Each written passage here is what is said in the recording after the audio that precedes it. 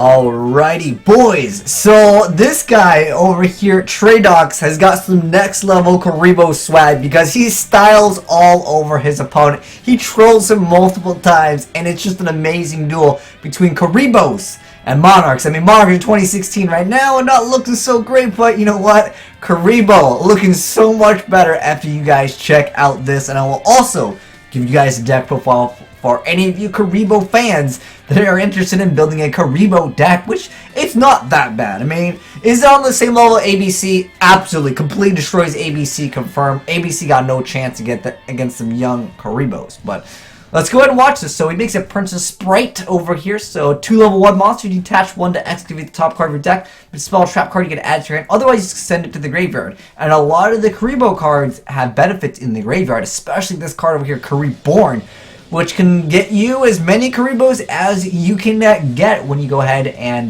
banish it. But anyways, Princess Sprite, just an overall really good card in this deck. But anyways, he's going to go ahead and go for his Adios play, and he's got some Mega Kai's Banishing Double, which can actually hurt, but the Kuribohs are here to save the day. Look at that card! It just goes ahead and busts out a bunch of Kuribohs here to save the day, preventing himself from taking damage also. But it's a rank 1 deck, so if you guys like a lot of rank 1s, this is just kind of like the bread and butter of most of the play. So Relinquish goes to the grave, but he's able to also make an F-Zero Utopic Future, sealing his own monster, disrespecting him, beating him down with his own boys. But he's going to go ahead, Eidos, but Psych Solemn Strike's going to go ahead and say no to that. And then he's going to go ahead and activate Tenacity, searching out the March of the Monarchs so his cards cannot be destroyed.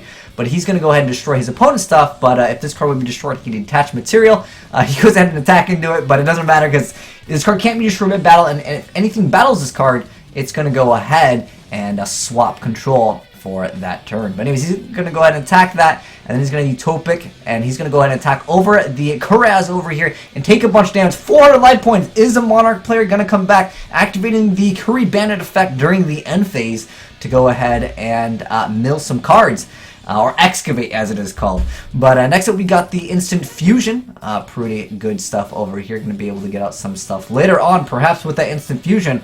But now Majesty's Fiend is on board, so how is he going to deal with that? He's going to go ahead and summon that Wing Kuriboh, Instant Fusion, Special Summoning, 1000 Eyes Restrict, go into Slacker, then make double F-Zeros. Now, F-Zero has that effect to proc. When it attacks, it goes ahead and steals the opponent's monster. So that's the part that's activating. Now, Majesty's Fiend will not negate the effect where it cannot be destroyed by battle, because that effect is not activating. It is actually a lingering effect on the monster. So he's here stalling out with the double F-Zero Utopic Futures, and his opponent's got 2 boss monsters on board, kind of. I mean, I'd say mostly Majesty's Fiend. This is kind of a boss monster that can completely destroy certain decks. Now he's got the 1-for-1 and the Wing Kuriboh over here, and then he draws the Twin Twisters. He's going to go ahead and activate Twin Twisters, immediately destroying the Dominion of the Monarch as well as the March of the Monarch, so he can finally destroy some of his opponent's cards.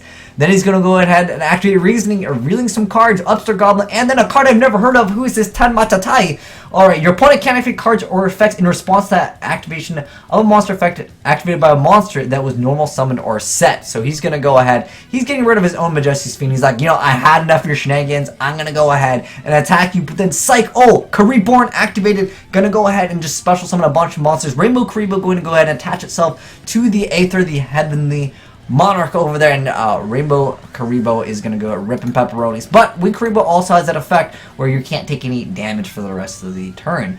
But he's going to go ahead and attack and start snatch stealing up those monsters, and then he's going to go ahead and make a game by attacking his opponent. His opponent trolled himself, kind of, because he got rid of Majesty's Fiend, which was actually keeping him from losing. But man, that Kuriboh deck looking pretty fire. A lot of fun stuff. So if any of you guys want to build a deck, let me go ahead and give you guys the Kuriboh deck profile, because I know it's a little bit more of a fun deck. Better than ABC confirmed. Actually, not really. Let's be honest here. It's just, you know, being cheeky. But nonetheless, it's a fun little deck for any of you guys that are interested in trying out the deck. You want to try something else new, you know, something that's disrespectful to your opponent. Because, I mean, they're just little fuzzballs over here. But let's get started with the deck profile. So first off, We have 3 copies of the Young Kuriboh Bandit, so you get to excavate the top 5 of your cards. Usually you just want to get your Kuribos. As far as the other things, you generally don't want them in the graveyard, but, you know, when you're excavating 5, your chances are about 50-50 around here. I mean, I know that there are multiple copies of Relinquished here. 1 copy of Blackluster Soldier would be advisable, just as a heads-up suggestion. Wait, what the heck? There's a vanilla Blackluster? I didn't know that that existed. But, Black Soldier. Black Luster Soldier, Envoy of the Beginning, is an excellent card that would work really well in this deck.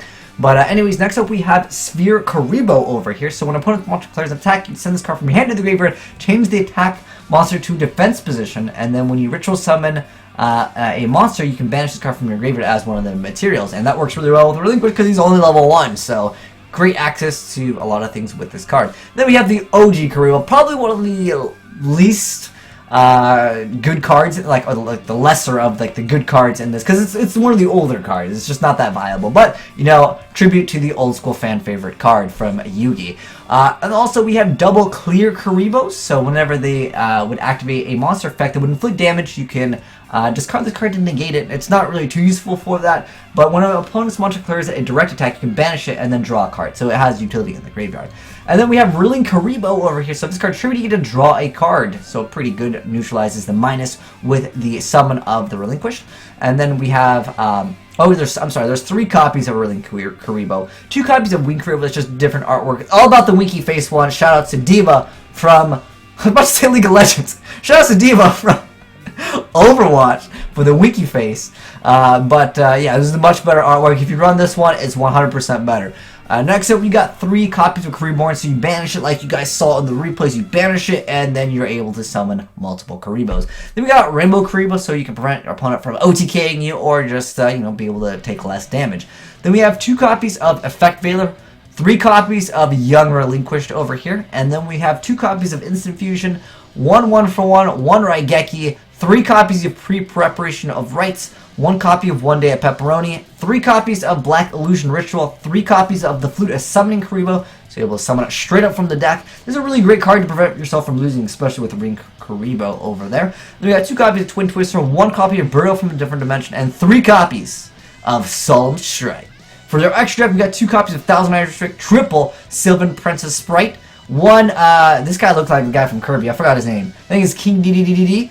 But this is actually Mira, the Star Bearer. So it's 3 level 1 monsters, and if it would be destroyed, you detach material from it. Instead, level 4 or lower monster you control cannot be destroyed by card effects, so keeping your cards alive, keeping that Relinquished able to absorbing things on board. Then we have 2 copies of Ghost Trick Double Hand, 1 Embodiment Crying, and 1 Embodiment of Punishment. You do kind of have a lock with these, but it's really hard to pull off to beat your opponent with that like love. It's a really easy thing to beat. And then next up we got 3 copies of Slacker Magician and 2 copies of the card that disrespected his opponent, number F0 Utopic Future over here. And just as a heads up for any suggestions for this deck, because I could highly recommend Chaos Monsters.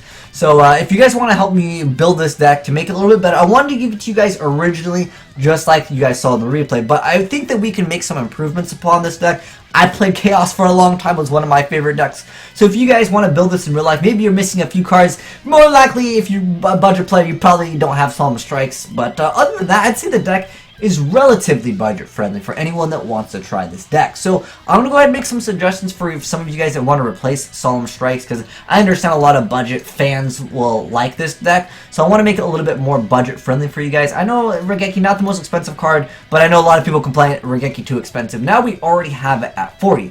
Now, Blackluster Soldier, I don't know, was it like $5 now? But I feel like we can make this deck a little bit more budget-friendly. One card that I really like in Chaos decks is Chaos Sorcerer. Really good card, and it also is special summonable, so you can maybe use it to synchro up. Maybe you have a Black Rose Dragon, a Moonlight Rose Dragon. I think Moonlight was like, what was that, $1? And I was super surprised because I thought this card was really good.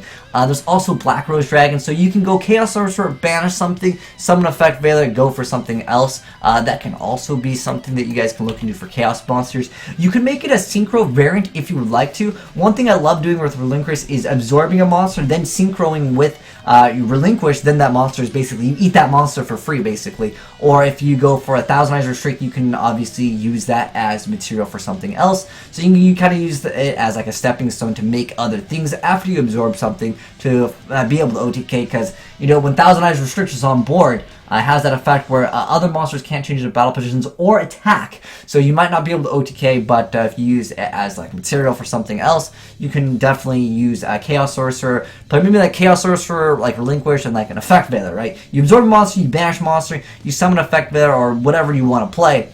And then you can go ahead and make other things. If you really want to, Level Eater would not be a bad card at all, just because you have access to sending a lot of cards to the graveyard, potentially with like a Curry Bandit effect. So Level Eater, because we still got it in the TCG, that's a card I can definitely recommend to you guys. You can also try the Black Dragon and the White Dragon. These are all also okay cards in a Chaos deck, because I just wanted to, you know, kind of play around with Chaos a little bit. I think I might mess around with Chaos. It was a really fun deck, but now with like everyone playing ABC, I figure some of you guys might want to break from it to play something else. But those are some of the monsters I can recommend to you guys. Obviously, Longmoon next to our Pot of Desires can also be really great, but I know this is more so for some fans and some budget players, so I wanted to give you guys some other suggestions if you didn't have some of the Solemn Strikes. But anyways, thanks for watching, guys, and thanks to the guy for showcasing off his really cool deck, disrespecting that Monarch player, because that guy got wrecked by Kuribohs. But anyways, thanks for watching, guys. If you enjoyed the vid, make sure you guys get a like button, a titty slap, and I am signing out.